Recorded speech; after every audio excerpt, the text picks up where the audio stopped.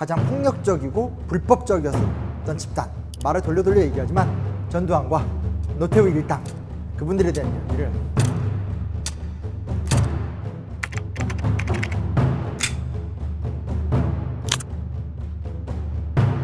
이 사람들이 결정적으로 드러났었던 것은 1979년 10월 26일입니다. 중앙정보부장 김재규가 당시 경호실장이었던 차지철과 대통령 박정희를 시해를 하게 되죠. 박정희 대통령이 김재규 중앙정보부장이 쏜 총탄에 맞아 향년 62세를 일기로 쓰고했습니다. 되게 중요한 사건이에요. 왜냐하면 그 당시에는 박정희라는 절대 권력이 존재하고 있었고 절대 권력을 떠받치는 3대 기관이 있었어요. 그게 중앙정보부, 경호실, 보안사령부였었어요. 지금 중앙정보부가 무너졌기 때문에 남아있는 것은 보안사령부밖에 없는 거예요. 김재규가 저지른 것까지는 알겠는데 어떤 인맥과 어떤 루트로 만들어졌는지는 아무도 모르잖아요. 뭐 정승화 육군참모총장이 개입했을 수도 있고 국방장관이 개입했을 수도 있고 모르는 상황이에요. 그래서 이때 보안사를 중심으로 합동수사본부를 만들어요. 군, 헌병, 경찰, 중정 다 끌어모아서 보안사가 이 전체를 관리하는 거예요. 전두환이 김재규를 체포하고 합동수사본부가 만들어지는 그 순간 대한민국 모든 것을 다 들여다볼 수 있는 눈은 전두환에게 딱 집중이 되는 거죠. 무시무시한 순간이에요. 그리고 그 다음 해가 되면 중앙정보부장 서리직을 겸직하죠. 전두환이.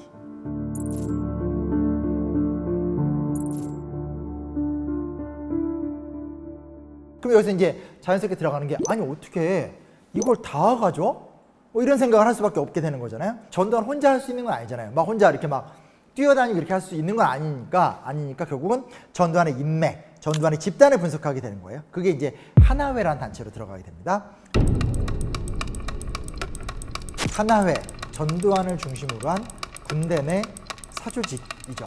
여기서 이야기하는 사조직이라는 것은 국가의 공식적인 명령 체계를 어기고 독자적인 제2권력을 구축하는 사조직을 이야기하는 거예요. 1966년 손영길, 전두환, 노태우, 정호영 등 육사 11기를 주축으로 해서 12기의 박희도, 17기 허화평 허삼수, 이 사람들은 이제 그 행동요원들이라고 할 수 있겠죠. 전두환의 최측근들인데 72년 정도가 되면 육사 24기까지 다 포괄해서 한 150명 정도가 가입된 거대 단체가 된대요. 굉장히 서로 간에 관리도 잘해주고 밀어주고 땡겨주고 이런 것이 있었다고 하는데 72년이 무슨 해냐?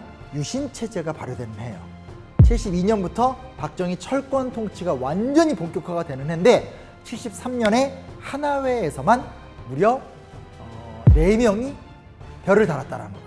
장성을 진급하면서 확 떠요. 그렇다 사실 이 시점에 무슨 사건이냐면 맨날 나오는 얘기예요. 윤필용 사건이 터져요. 윤필용이란 장군이 이제 내가 가까이 뒤를 좀 이어야 되지 않겠어? 약간 이런 스타일. 그러니까 군대 내에 가장 잘 나가던 장군 중에 하나예요. 원래는 박정희가 아꼈던 장군인데 이게 기어오르네? 그러면서 강창성 그 당시 보안사령관한테 수사를 지시해요. 근데 강창성 보안사령관이 수사를 하다 보니까 윤필용은 얹어있던 거다. 윤필용이 중요한 게 아니라 그 밑에 전두환을 중심으로 한 이 젊은 이 아주 그 영광급 장교들이 쫙 있다라는 거예요. 이거를 해결해야 된다 해서 데이터를 쫙 확보해가지고 박정희한테 찾아갔더니 정말 의외의 발언. 얘는 놔둬. 윤필용만 처리해. 이렇게 된 거예요. 여기서 우리가 일단 예측할 수 있는 게 뭐냐면 박정희식 리더십인 거죠. 본인이 군부를 통제해야 되는데 군부를 통제하는 방식 속에서 제2의 쿠데타가 일어날 수 있는 게 가장 우려가 되는 거죠. 왜냐하면 본인이 선례를 만들었으니까. 이걸 효과적으로 견제하려면 자기가 최고 권위자고 그 밑에 있는 장성들을 그 밑에 있는 엘리트 그룹. 근데 그 중에 두한이가 괜찮았어. 뭐 일 시키면 깔끔하게 하고 너무 정치적인 군인이고 그 옆에 그 태우 걔도 잘해. 뭐 이런 식으로 하면서 요 키스가 눈에 들어오는. 그래서 사실은 결정적 순간에 박정희는 윤필용 등을 선택하는 것이 아니라 전두환 등을 선택하면서 윤필용 등을 제거하는 형태를 하게 되는 거죠. 그리고 나서 그냥 김대중 내란 음모 사건 사형 딱 때려버리고 국가보위 비상대책위원회 만들고 헌법 뜯어 고쳐서 선거 그딴 거 필요 없어요. 장충체육관에서 박수 받으면서 2,000평가 받고 대통령이 됐어요.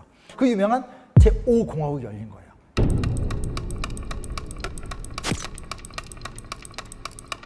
원래 스타일이 어떤 스타일이에요? 화끈하고 조직을 운영하고 챙겨주고 조금 지금 날아갔던 친구들도 잊지 않고 계속 챙겨주고 그러면서 본인의 강력한 리더십을 이끌던 스타일이잖아요. 대통령 된 다음에도 화끈해요. 몇 명만 말씀을 드릴게요. 대표적으로 노태우죠. 끝까지 옆에서 가장 함께 했었던, 실제로 서로 결혼식, 축가, 결혼식 사회 같이 봐주고 막 이러던 사이거든요. 미국 유학도 같이 가고 미국 유학 가서 같은 샤워실 막 쓰고 막 이랬던 친구. 노태우 같은 경우는 이제 그 전두환이 권력을 잡은 상태에서 80년 8월 달, 80년 8월 달이 뭐냐면 5.18 이후에 드디어 이제 대통령을 나가는 과정이에요. 그때 보안사령관을 임명을 합니다. 내가 갖고 있던 무소불위의 자리를 나는 대통령이 돼야 되니까 네가 가지렴 딱 주는 거예요. 81년 7월 달에는 육군 대장 별 4개 쫙 맞춰서 예편시켜줘요. 그러고 나서 정무 2장관, 이게 외교 및 안보 담당하는 장관이에요. 최고의 자리예요. 체육부 장관, 내무부 장관을 역임한 다음에 85년에는 민정당 대표위원이 되고 87년 6월 10일, 그날이 6월 항쟁이 시작된 날이거든요. 그날 민정당 차기 대통령 후보로 노태우가 딱 시임이 돼요. 그리고 또 이왕 관계 끝까지 갈게요. 장세동. 장세동은 참 이 사람도 특이한 사람이야. 장세동은 절대 충성파예요. 노태우는 옆에서 사근사근하다가 그건 배신 때린 거 아니에요. 결정적으로. 근데 장세동은 끝까지 50 청문회 때 보면 모든 각하의 잘못은 다 내가 졌다. 본인이 들어가요, 진짜로. 교도소까지 갔다 온 사람이에요. 아, 진짜. 그래서 사실은 장세동의 어떤 그런 표현이 그렇지만 헌신적인 방어 행위 때문에 사실 그때 이제 전두환의 의리 이런 얘기 많이 나왔었어요. 여튼 그는 전두환 정권 시기 내내 안기부장을 역임했었죠. 안전기획부의 수장. 그리고 이제 동기였었던 정호용 같은 경우는 5.18 당시 특전사령관이에요. 그러니까 5.18을 진압하는데 절대적 역할을 했던 사람이거든요. 그러니까 이제 국방부 장관 역임하고 나중에 국회의원 계속하게 되고, 박희도는 전두환이 가자 할 때 누구보다 먼저 고! 했던 엄청난. 그러니까 결국은 박희도는 육군 참모총장에 또 임명을 시킵니다. 근데 또 한편에 뭐가 있냐? 이 사람이 보안사잖아요. 보안사 내 핵심 인맥들, 그게 그 유명한 허평, 허삼수, 이학봉, 또 권정달, 이런 사람들이 다 하나회 17기, 18기, 15기 이런 사람들이거든요. 이 사람들이 K공작이라고 그래서 철저하게 이 보안사에서 어떻게 하면 각각에서 권력을 잡을 수 있을지를 다 플랜을 짜고 권력을 만들고 대민 접촉을 해서 뭔가 이렇게 우리가 포섭할 사람들 다 명단, 그리고 새로운 헌법 다 만들고, 그 대가로 이 사람들도 이 전두환 정권 초기 때 엄청난 권력을 또 누리게 된다는 거죠. 말 그대로 그들만의 논리와 그들만의 사조직, 비하나의 회원들한테 기회가 없고 굉장히 불법적인 과정인 거거든요. 요즘 말로 표현하자면 공정하지 못한 깡패의리라는 거예요. 그래서 이걸 갖다가 그 당시에 굉장히 많은 사람들이 했던 얘기가, 그래도 전두환이 의리는 있어, 자꾸 이렇게 얘기하는데 그건 되게 위험한 발언이다라는 거 꼭 좀 기억을 해주면 좋겠다는 생각을 하게 되고요. 자, 근데 이 하나회가 무너지기 시작을 합니다. 일단 6월 민주항쟁 힘이 너무 컸어요. 6월 민주항쟁으로 그냥 끝난 게 아니라 그 이후에 박정철군 의문사 수사 재검토라든지 사법부 개혁 문제라든지 이한열 군 어떤 사망 사건에 대한 경찰 중립화 문제라든지 국회의원 선거에서는 여소야대 전국이 만들어진다라든지, 그러니까 이제는 정말 시민의식이 너무나 높아졌기 때문에 민주주의 힘이 너무 강하죠. 근데 여기서 결정적으로 전두환 대통령이 그냥 가면 되고 노태우한테 맡기면 되는데 퇴임 2달 전에 태우를 믿긴 하지만 그래도 나는 상황 정치를 하고 싶어, 딱 이거거든요. 그래서 군대 내 장성우 수십 명들한테 별을 하나씩 다 더 달아줘요. 참모총장이나 일군 사령관이나 보안사령관 같은 군대 내 최고의 직에다가 다 전두환 본인의 직계 라인들을 다 세워놓는 거예요.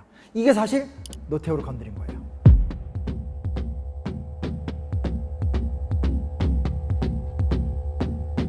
아, 지금 솔직히 말해서 완전 난리 난 거, 내가 6.29 선언하고 보통 사람인 척하고 해가지고 이렇게 해서 권력 유지해서 사법 처리 내가 다 막아주고 광주청문회 조작하고 다 해줬는데 뭐야? 17기가 정말 전두환 빠거든요. 17기를 다 날려버리고 18기를 대거 약진을 시키면서 그 사람들한테 군부의 요직을 맡겨요. 이 하나회의 핵심 멤버들 중에 전두환 계열을 제거하면서 노태우 계열로 이렇게 싹 바꾼 거예요. 이게 사실은 우리가 그동안 조금은 주목하지 못했었던 하나회가 몰락하는 단초가 된 건 사실이에요. 그리고 나서 그 다음에 드디어 화제의 인물, 요즘에 많이 재평가가 되시는 김영삼 대통령이 드디어 취임을 하게 됩니다.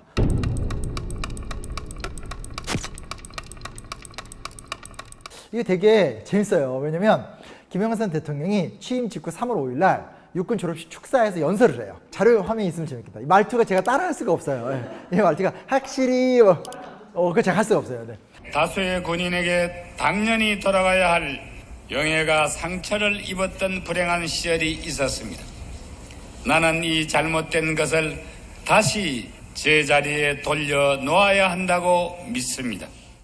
사실 이 말이 결과를 알고 보니까 대단한 말이지만 의뢰하는 말이에요.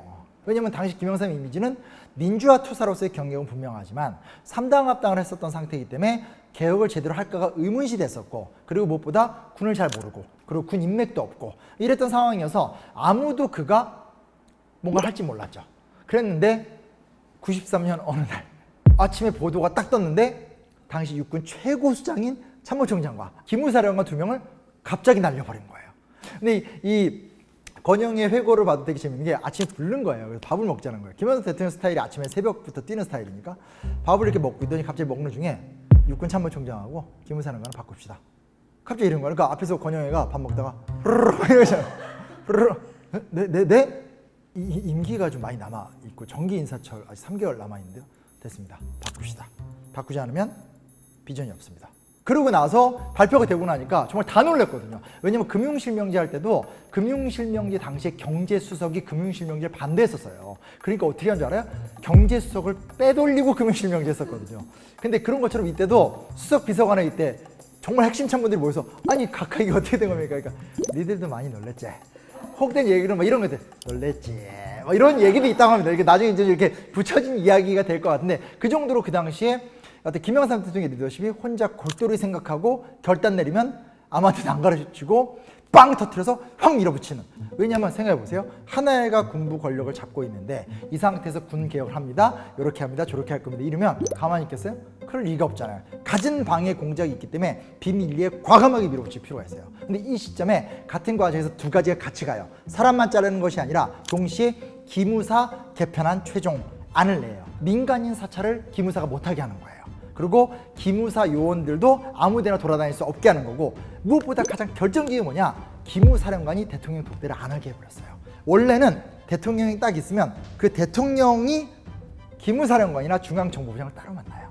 따로 만나서 그 사람들한테 직보를 받는 거예요. 불법적이기도 하고 정보를 독점하는 효과가 나타나게 되고 합리적으로 공화국이 안 운영되는 거죠. 근데 그렇게 안 한 거예요. 모든 전임 대통령들이. 근데 기무사령관이 4차례에 걸쳐서 대통령에게 독대를 요청하는데 그걸 다 거절한 거예요, 김영삼이. 그러고 나서 앞으로 기무사령관은 국방부 장관을 만나고 그 결과를 국방부 장관을 통해서 보고해라. 이렇게 가게 되는 거예요.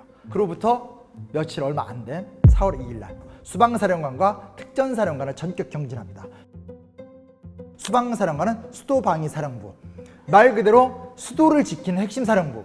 특전사령관은 아까도 말씀드렸듯이 특수전 전문으로 하는 공수부대를 쫙 포괄하고 있는 우리나라 최고의 특수부대의 대표라고 볼 수 있겠죠.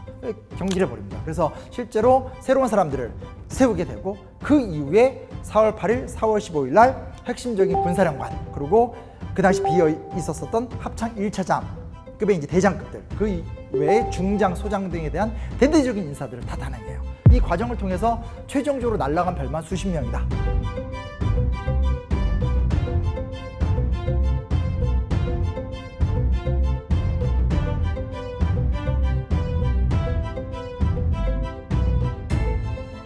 단숨에 군대 내에 있었던 하나의 인맥이 싹 사라져 버리게 되는 그 어떤 그런 군부의 발화가 더 있을 수가 없는 거예요.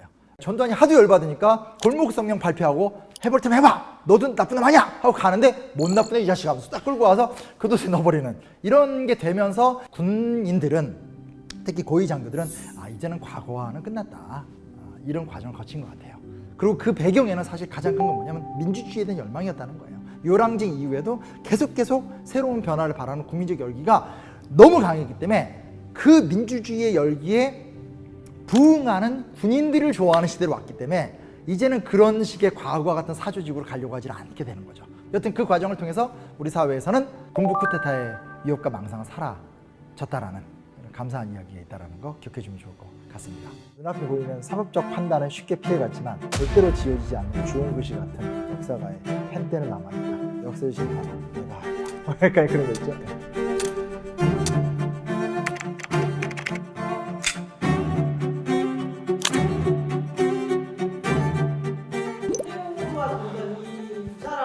같은 시기에 갔어요. 그렇죠? 한 시대가 이제 역사의 시대로 들어가고 있는 장면 같아요. 때는 그 사람을 보면서 애증의 감정을 느꼈고 어떻게 해서라도 세상을 바꾸고 싶었다라면 이제 그렇게 세상을 우그러뜨렸던 사람들은 떠나가게 되는 거고 이 사람들을 모르면서 큰 사람들이 이제 이 시대의 주인공이 되어가는 그 사람이 이제 장례식장도 그때 인상적이었고 이건 제가 공개적으로도 SNS를 통해서 의견을 표명을 했지만 사실은 이 국가장 치른 것 자체가 잘못이죠. 왜냐하면 민주공화국이란 관점을 봤었을 때 옳으냐 그르냐로 따졌었을 때는 박정희와 전두환, 노태우는 동일한 평가를 받을 수 있을지 모르겠지만 국가장이나 가족장 혹은 이제 국립묘지 안장 같은 경우는 국가 보훈 사업이잖아요. 이거는 실정법에 관련된 이야기예요. 근데 여기서 봤었을 때 박정희 시대는 사법적 단죄가 존재하지는 않았잖아요. 그에 비해서 전두환 정권 같은 경우는 12.12 군사 반란부터 5.18 광주 민주항쟁 진압까지의 전 과정을 김영삼 정권기 때 무력 분쇄를 하면서 불법적으로 권력을 찬탈했다라는 것이 법적으로 잘못됐다로 판결을 냈잖아요. 정상적인 국가 안에서 3심을 통해서 판결이 났는데 그 판결을 모두 잊어먹고 언론사가 누구는 대통령이라는 칭호를 붙여주고 누구는 국가장을 해주고 누구는 국립묘지를 안장한다 안 한다 이렇게 간다는 것 자체가 과거사에 대해서 크게 관심을 안 갖고 있으니까 이런 논쟁을 한다는 거죠.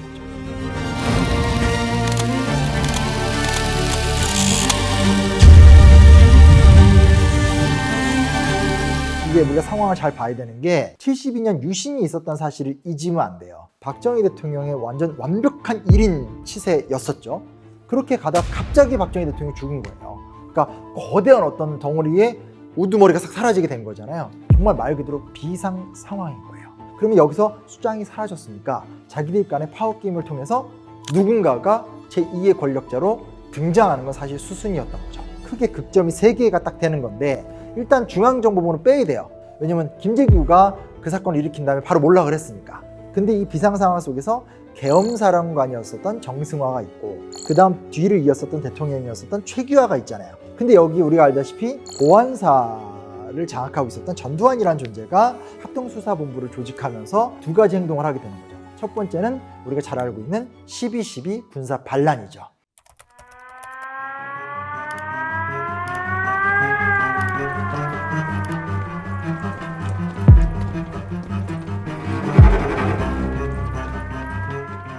우리가 생각하는 다이내믹한 이야기들은 이런 것들을 실시하기 위해서 소위 말하는 신군부 라인이 군대를 동원했고 그렇게 동원한 군대를 저지하기 위한 어떤 무력적 저항이 있었다. 예전에 이제 제5공화국에서 막 이덕화 씨가 막 열연을 막 하면서 장태환 장군, 옥장군 용납할 수 없어.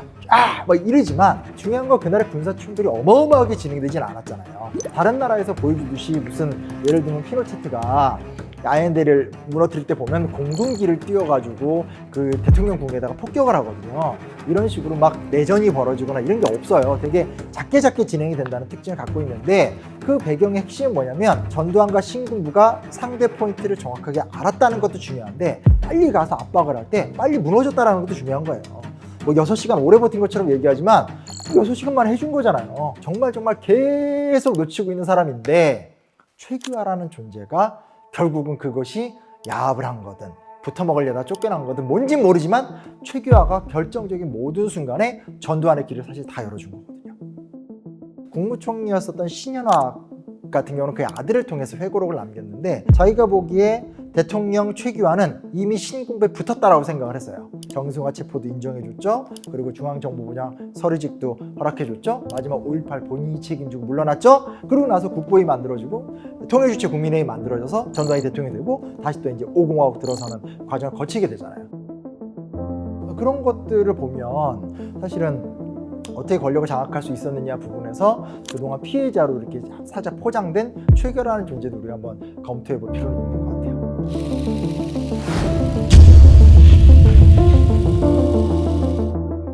쿠데타는 잘못했지만 경제는 잘하지 않았어? 좀 이 얘기를 자꾸 우리나라 대통령들, 특히 우리나라 군부 출신의 대통령들은 어떻게 해서라도 업적을 내서 본인의 불법적인 권력 찬탈을 합리화하기 위한 광적인 노력을 하는 정말 특이한 나라예요. 봐봐요. 라틴 아메리카의 그 많은 군사 독재 국가들 거기서 이런 식으로 열심히 경제 발전해서 성공한 나라가 어디 있어요? 경제 성장하는 걸 끊어버리거나 미얀마도 마찬가지잖아요. 아무것도 안 하잖아요. 근데 우리나라 유독 그래요. 이상하지 않아요? 이거는 4.19 혁명이 먼저 있어서 그래요. 이승만 13년 집권을 했다가 엉망이었잖아요. 그러고 나니까 4.19 혁명이 일어났잖아요. 4.19 혁명을 일어나서 기존 정권을 무너뜨린 다음에 각종 사회적 개혁 요구를 굉장히 많이 어마어마하게 했거든요. 그리고 나서 1년도 안 돼서 5.16 군사 쿠데타가 일어났잖아요. 쿠데타 세력 입장에선 명분이 있어야 되잖아요. 그 명분이 뭐예요? 국민적 요구, 시민혁명적 요구를 우리 엘리트 군인들이 이루어주겠다. 소위 말하는 혁명적 열기에 대한 답변인 거죠. 그리고 그게 이제 나중에 가면 전두환 때 되면 전두환은 어떻게 명분을 삼은 줄 알아요? 유신 같은 체제는 다시 오지 않는다. 장기 집권 염증 난다. 난 딱 한 번만 한다. 라고 하면서 본인의 집권 또 명분을 만들어야 돼요. 그리고 가장 컸던 문제가 뭐냐? 김지익 씨가 들어와서 새로운 경제사단이 박정희 시대 때 시스템을 많이 극복한 건 사실이에요. 근데 문제는 뭐냐? 그 새로운 신자유주의적 경제정책을 펼쳤었던 경제집단의 핵심 주장이 뭐냐? 금융실명제 하자였어요.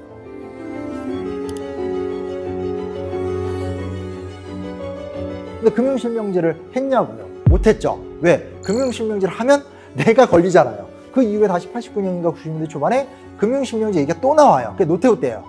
그때도 하자고 그랬어요. 못했죠. 왜? 하면 본인 비자금이 또 걸려요. 못한 얘기를 하면 이것도 끝도 없어요. 예를 들면 장영자 사기 사건 같은 것들, 단지 전두환의 인척이라는 이유만으로 국제그룹 해체 사건, 재계 7위의 기업을 본인 마음에 안 든다고 한 번에 해체시켜버렸죠.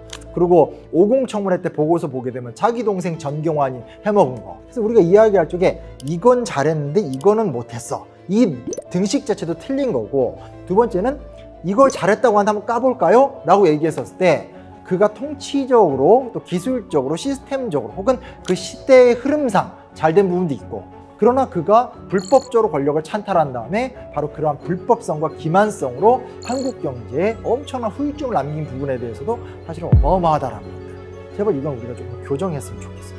피의자들이 정권 창출 과정에서 취한 일련의 조치나 행위는 사법심사가 배제된다고 보는 것이 상당합니다. 형식 판단 우선 법리에 따라 공소권 없음 결정을 하였습니다. 불완전한 민주화의 결과예요. 그러니까 우리가 1987년 6월 민주항쟁을 통해서 자유를 얻었다라고 영화 1987 보면 막 싸우는 얘기 나오는데 마지막에 막 끝나잖아요.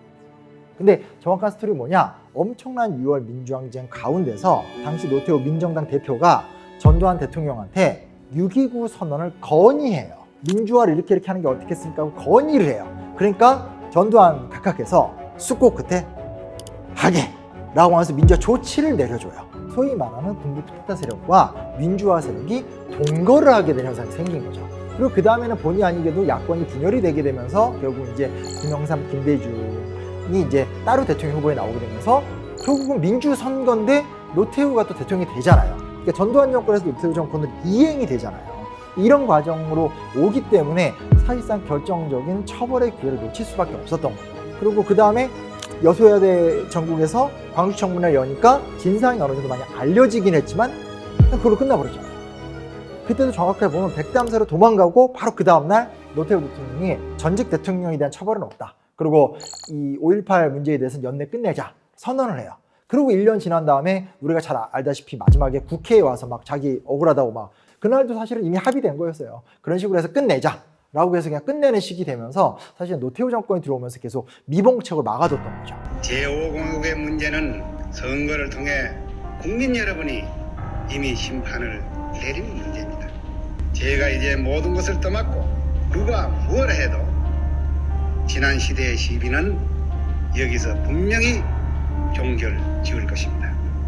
그게 이제 결국은 김영삼 정권 때 들어와서 이제 처벌의 과정으로 갔는데, 김영삼 대통령 본인이 결국은 3당 합당을 통해서 즉 과거 세력과의 동거를 통해서 정권을 운영했기 때문에 처벌의 한계도 있었다고 볼 수 있는 거고, 그 당시 이제 아들 김현철 부정비리 문제 그리고 한보 사태 이런 것들이 막 있게 되면서 전직 대통령을 잡아둘 수 없는 상황도 있었고, 이제 마지막은 이제 우리나라의 정말 나쁜 미덕인데 나쁜 일은 자기들 끝내라 라고 하면서 자기 임기 중에 그냥 잡아놨다 풀르는 이런 식의 어떤 그런 몹쓸 유교 문화 같은 영향도 좀 있었다고 생각해요. 그런 게 우리가 되게 아쉬운 거긴 하죠. 속상한 거긴 하고. 사람들이 많이 허탈함을 느끼기도 하고. 전 사과하지 않을 줄 알았어요. 왜 사과하지 않을 줄 알았냐면 5.17 비상계엄 확대, 말 그대로 신군부가 전체 국민들을 통제하는 작업을 얘기하는데 5월 17일 전두환 보안사령관이 이끄는 신군부는 그 수단으로 치밀한 준비 끝에 비상계엄의 전국 확대를 결정합니다. 물론 구실은 국가 안보를 위해서입니다. 이때 비상계엄 확대 전날 자기들끼리 모여요. 근데 현장에서 이야기하는 거 보면 좀 큰일 났다. 북의 남침 위험이 우려된다. 남침 위험 하나도 없었거든요. 대학생들의 시위가 돌을 넘었다. 이거 이대로 놔두면 나라가 망한다. 이런 식으로 얘기하면서 자기들끼리 자가 펌핑을 해요.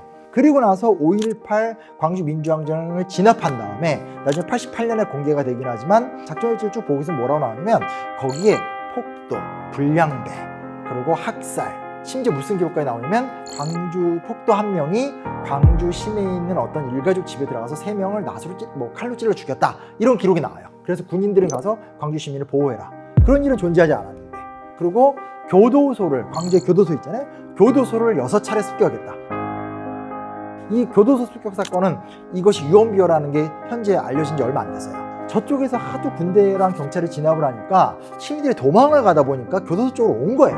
근데 교도소 쪽에서는 이제 발표를 한 거죠. 오지 말라고. 근데 그 사람들을 폭도로 몰아버리는 거예요. 그게 언제냐? 80년 당해에 5.18 끝나고 나서 그 육군이 그런 보고서를 작성해요. 85년도에 5년 지나서 신민당이 돌풍을 일으키면서 야당이 들어가서 야당에서 광주 진상규명하라고 딱 얘기하니까 그때 또 안기부가 광주 보고서를 하나 만들어요. 그 광주 보고서를 보면 내용이 작전일지와 똑같아요. 그러다 그게 다시 또 광주 청문회 때가 되면 5.11위원회라고 해서 노태우 정권의 지시로 이 국방부를 중심으로 해서 당시 모든 행정기관이 뭉쳐서 또 불법적 기구를 만들어서 똑같은 얘기를 또 해요. 그래서 보면 문서를 제가 다 봤거든요. 여기서 만든 걸 여기서 복제하고 여기서 만든 걸 여기서 복제하면서 끊임없이 계속 거짓말을 10년을 한 거예요. 나중에 뭐가 되는 거죠? 이게 우리한테는 진실이 되는 거예요. 그냥 정말 그때 김재규랑 정승환 때문에 그랬어요. 막 이렇게 얘기하거나 아니면 현장에서 너무나 광주 시민들이 거칠었어요. 그때 양시론이란 말이 있었거든요. 군도 잘못이 있지만 광주 시민들도 잘못이 있지 않냐. 이러면서 이게 역사가 인과관계잖아요. 이 맥락 속에서 5.18이 있었던 건데 맥락과 논리를 부셔버리고 최소한의 어떤 그 건덕지를 하나 잡아가지고 강변하는 형태. 이게 사실은 광주 청문회 88년 이후부터 지금까지 계속 해온 과정이에요. 이게 집단의 문제라는 걸 놓치면 안 돼요. 우리가 하나의 편에서도 막 이야기를 했지만 굉장히 명분 없는 상태에서 권력을 장악했기 때문에 그 상황에서 본인이 계속 권력을 유지하려면 소위 말하는 우리 유화정책 이런 말 들어봤잖아요. 주변 사람들을 관리할 때도 본인이 뜯어낸 다음에 다 분산을 시켜주죠. 자기의 기득권을. 그래서 이 시기를 통해서 갑자기 어느 특정 언론사가 비약적으로 성장을 한다든지 권력의 자리를 다 올라간다든지 하면서 전두환에게 성을 입은 수많은 기득권들이 있는 거죠. 그러니까 실제로 제가 그 당시 서울 옥션 같은 데 가봤지만 전두환 집에서 비싼 물품을 갖고 와서 경매를 시키면 바로바로 팔려요. 굉장히 비싸게 팔려요. 그러니까 어디 간지 아세요? 그 다음날 다시 전두환 대통령의 집에 가 있어요. 그럼 뭘 의미하는 거냐면 전두환이라는 한 개인의 불법성이 중요한 것이 아니라 전두환이라는 캐릭터라는 역사성에 주목할 필요가 있는 거예요. 즉 내게 힘과 기회가 있으면 도덕이고 정이고 이 땅의 공식적 원리고 다 무시하고 뭔가를 쟁취할 수 있고 쟁취한 다음에 본인이 그걸 유지하기 위해서 뚝뚝뚝뚝 나눠주면 그런 거 얻어먹으면 그 사람을 향해서 시키는 의리가 국가의 공적 질서보다 중요하고 아니 내가 기회 있으면 밀고 들어가서 한번 해 먹어야지. 내 능력 있으면 제끼고 빼먹어야지. 내 능력 있을 때 한 다음에 나눠준 다음에 그런 사람들을 만들어서 내가 지금 실권에서 물러나더라도 누려야지. 이런 식의 세계관을 가질 수 있다는 거죠. 우리가 앞으로 뭘 해야 되는가는 보다 더 넓은 연구와 보다 더 넓은 조사 같은 것들이 필요해요. 단순하게 전두환 일당이 얼마나 해먹었냐가 중요한 것이 아니라 그들에 의해서 어떤 사회 질서가 만들어졌느냐. 그 사람은 죽었지만 그 기득권, 그 문화, 그러한 정신, 그러한 사람들은 남아있고 그 오염된 정신이 무분별하게 후배 세대들한테 넘어가고 있다는 거죠. 그거와는 맞서 싸워야 되겠죠. 사회 정의는 우리가 언제나 깨어있는 시민의식을 갖고 싸워야지 만들어지는 거기 때문에 각자 영역에서 이 사회에 대한 책무를 감당해야 된다고 생각합니다.